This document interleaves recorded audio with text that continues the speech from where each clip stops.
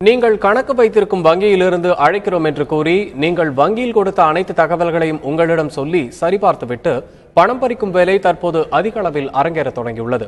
உங்களுக்கும் அதுபோன்ற அழைப்புகள் வரலாம், கவனிக்கவும்.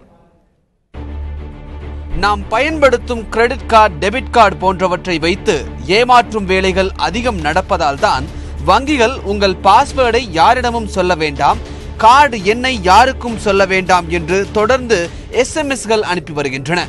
அப்படி இருந்தாலும் உங்களின் முழு விவரங்களுடன் குறிப்பிட்ட வங்கியிலிருந்து தான் அழைக்கிறோம், உதாரணமாக எஸ்பிஐ வங்கியிலிருந்து தான் அழைக்கிறோம் என்று கூறி உங்களை பற்றி நீங்கள் வங்கியில் கொடுத்த அனைத்து தகவல்களையும் கூறி உங்களின் கிரெடிட் கார்டில் உள்ள கிரெடிட் பாயிண்ட்ஸை பணமாக மாற்றி தருகிறோம், உங்கள் கிரெடிட் கார்டு பிளாக் ஆகியுள்ளது, அன்பிளாக் செய்ய உங்கள் போனுக்கு வரும் ஒன் டைம் பாஸ்வேர்டை சொல்லுங்கள் என்று அழைப்புகள் பலருக்கு வருவதாக தெரிகிறது.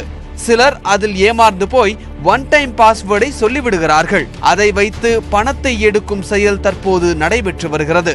வங்கிகளிடம் புகார் கொடுத்தால் வங்கிகள் அதற்கு சரியாக நடவடிக்கை எடுப்பதாகவும் தெரியவில்லை என்கிறார்கள். வங்கிகளிடம் கொடுக்கப்படும் நம் தகவல்கள் எப்படி மற்றவர்களிடம் போகிறது? கணக்கு தொடங்க நாம் வங்கிகளிடம் கொடுக்கும் தகவல் பாதுகாப்பாக இருக்கிறதா என்ற கேள்விகள் ஒருபுறம் எழுந்தாலும் டிஜிட்டல் இந்தியாவிற்கு மாறுங்கள் என்று பிரதமர் நரேந்திர மோடி அழைக்கும் வேளையில் நாம் வங்கியில் வங்கி கணக்குக்காக கொடுக்கும் நம் முகவரி, செல்போன் நம்பர் கூட பாதுகாப்பாக இருக்கிறதா என்ற கேள்வி எழுகிறது.